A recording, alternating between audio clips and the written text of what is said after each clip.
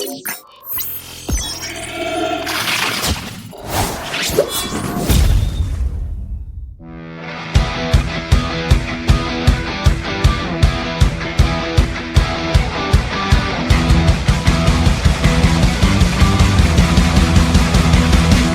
now, making his way to the podcast studio all the way from Sacramento, California, he eats, sleeps, and breathes pro wrestling. He is the best self-proclaimed pro wrestling analyst in the world. Wrestling is still real to him, and he is here to keep good wrestling alive. He is the host of Snug Wrestling Podcast, the one, the only Edgar Avila.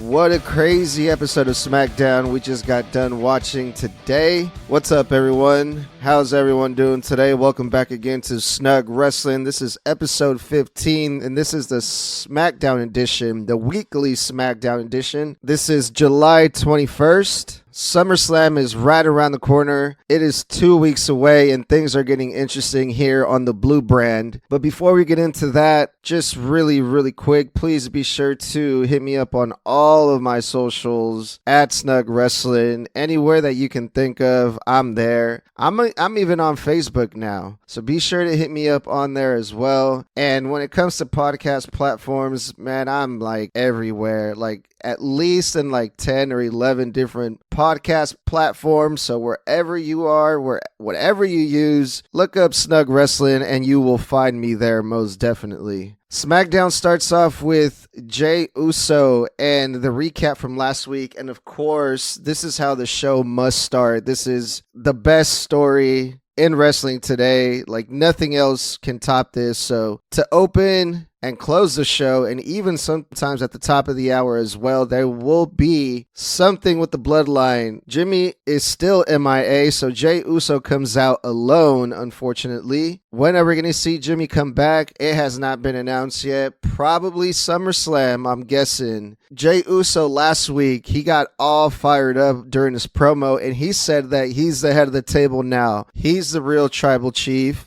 And he's even wearing some new merch. The shirt says the real tribal chief. Today it was announced that there is going to be something called the rules of engagement. I wasn't really sure what that meant at first, but after seeing it today, well, I'm not going to spoil this show for you. We'll talk about that later on, but I just can't get over the fact how great Jey Uso is in this role. The facials, the expression, the fire, he's really killing it, and the people are behind Jey Uso. They're loving this. So this is something really good in the making for SummerSlam that I will definitely not miss. The first match that is announced is the Fatal 4-Way match, and the crowd is ready for this, especially after that recap, especially after the live audience got to see some of the bloodline. They're fired up for this 4-Way match, and this is a semifinal match. There was another 4-Way match, which Santos Escobar came out the winner out of that Fatal 4-Way, and he's going to go on to face the winner of this match. And this is for the number one contender for Austin Theory's United States Championship. We have Rey Mysterio, we have Sheamus, we have Cameron Grimes, and we have none other than LA Knight.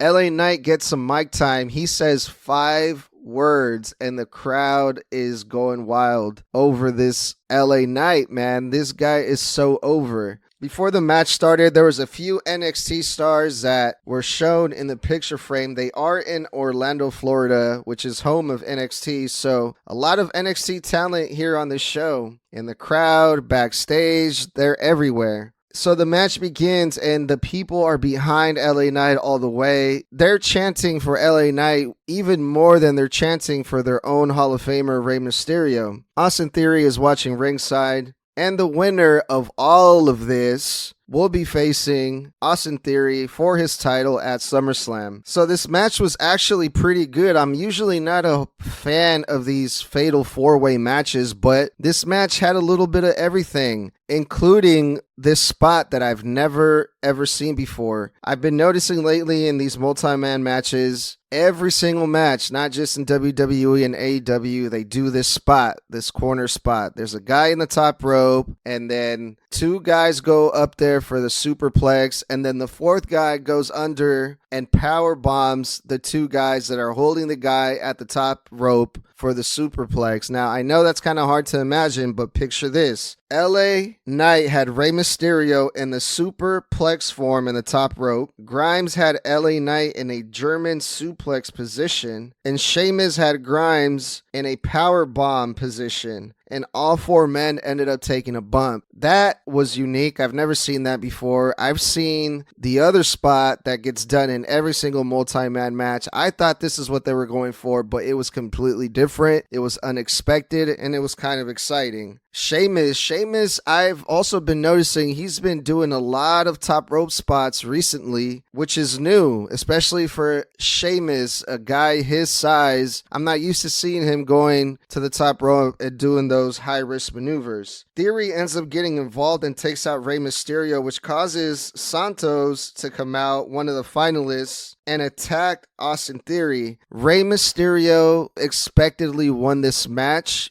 because Santos Escobar had won the last match. We have the teacher versus student situation going on here with Rey Mysterio and Santos Escobar. LA Knight loses again. And I know before people were talking about Cody Rhodes finish the story, but I think now it should be LA Knight finish the story because LA Knight keeps getting screwed over and over again. And the people are pulling for LA Knight. The people want to see him win. They want to see him in a title picture. They want to see him get his single push, and it's just not happening yet. And I thought this was going to be the one, but it wasn't. So LA Knight finished the story, bro. After the match, Austin Theory demands a match versus Santos Escobar, which Adam Pearce tries to make the match for the title, but Austin Theory says no, just a singles match, no title shot, and Adam Pearce makes it happen, so we're going to get Austin Theory versus Santos Escobar later on in the show. There's a Cody Rhodes recap when Lesnar goes ham on Cody in front of Cody Rhodes' literal mommy on Monday Night Raw. So that match is set for SummerSlam. We have Cody Rhodes versus Brock Lesnar, which should be a goodie. Charlotte Flair versus Io Sky. This match on paper seemed really good. Charlotte Flair, obviously 16-time women's champion or 15-time, something like that. And you have Io Sky, who's a standout athlete that really got herself over in recent time and even won the Money in the Bank. So you have an ex-world champion versus a current Miss Money in the Bank. Bayley comes out with Io Sky, and that's good to see because we had quite the scare. There were some videos going around online of Bayley suffering an injury and the referee throwing up the X sign. And Bayley was carried out on this house show and was seen walking around in crutches, kind of limping around after the show, but she looks fine now. Bayley wasn't taking any bumps, so she's probably still recovering, but at least it was good to see Bayley on TV. And Bayley joins commentary. Bayley and Michael Cole on commentary is classic. It's really entertaining, but it was kind of distracting throughout the match. Michael Cole kept talking about Shotzi. Bayley kept talking smack to Michael Cole, and it seemed like they weren't really paying too much attention to the match. The match itself, when it first started off, I noticed a bit of a styles clash there, but as the match progressed and time went by, it seemed like Charlotte Flair and Io Sky got things together, and the match started flowing a little bit better later on towards the end. Shotzi shows up in the Titantron, and Bayley leaves Io Sky out there and takes off running for her life. Flair ends up winning the match with the natural selection, but then there's an afterbirth and Asuka attacks Charlotte Flair after the match. Now, Asuka is set to defend her women's championship versus both Charlotte and Bianca Belair. But let's not forget, Io Sky is right there watching with her Money in the Bank briefcase. So there might be a cash in at SummerSlam. I hope. I really hope. Because if I had to choose between Asuka, Charlotte, or Belair to win the title, I would choose Io Sky. There is an NXT recap on SmackDown, and this was when Dom made history. Dominic won the North American Championship on NXT this past Tuesday, and the wrestling world could not stop talking about it. People were shocked. The match itself was really good, and Dominic Mysterio won his first singles title ever in his career. Dom has an interview with Rhea Ripley, but gets interrupted by Butch, and I haven't heard Butch speak in years. It feels like Butch has not gotten any mic time. He's just been the quiet, psychotic little lackey of Sheamus, but we actually got to hear his voice during this interview, and he challenges Dom Mysterio, and then Shawn Michaels shows up to make it official. I guess Shawn Michaels just happened to be there. Well, they are in Orlando, so it makes sense for him to be there, but Dominic Mysterio, he didn't have his gear. His North American title wasn't shined up, and Shawn Michaels,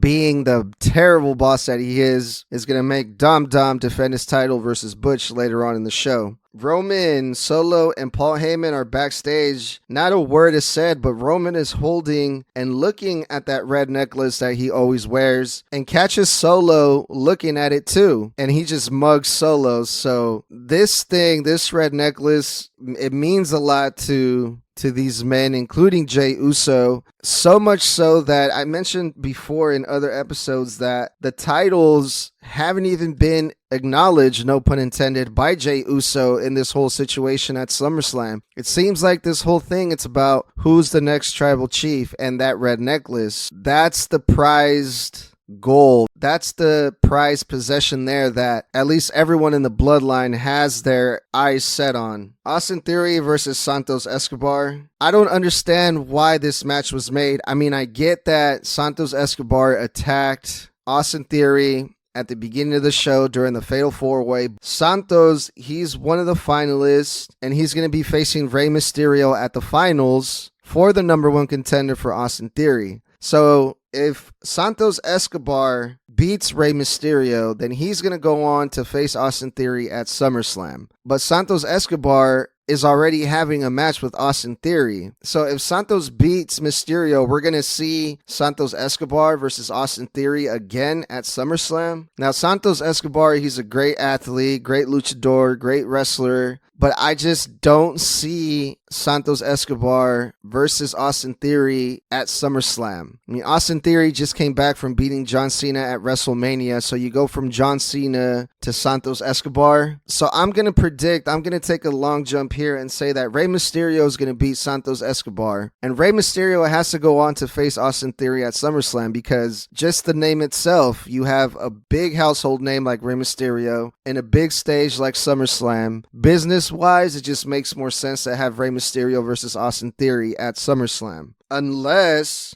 Austin Theory interferes in their match next week, which, wrestling cliche, it's going to be a triple threat match. Adam Pearce is going to come out and announce it, but they're already doing a triple threat match for the women's championship. So are they going to have 2 triple threat matches at SummerSlam? I really hope not, but I wouldn't put it past them. Escobar has just been pulling unexpected wins left and right. He won that 4-way match, and he pinned Austin Theory clean. Unbelievable. I could not believe it. I was shocked. I can't believe that the guy that beat John Cena at WrestleMania got pinned clean by Santos Escobar on this SmackDown. That was crazy to me. I get that Santos is going up against Rey Mysterio next week, and he needs a win to look strong, and he needs momentum. But why did you have to do it versus your U.S. champion? The guy that Santos Escobar and Rey Mysterio are fighting for an opportunity to face at SummerSlam. That to me just did not make sense. But the match itself was pretty good. The outcome was unpredictable. But what does that mean for Austin Theory at SummerSlam? Dirty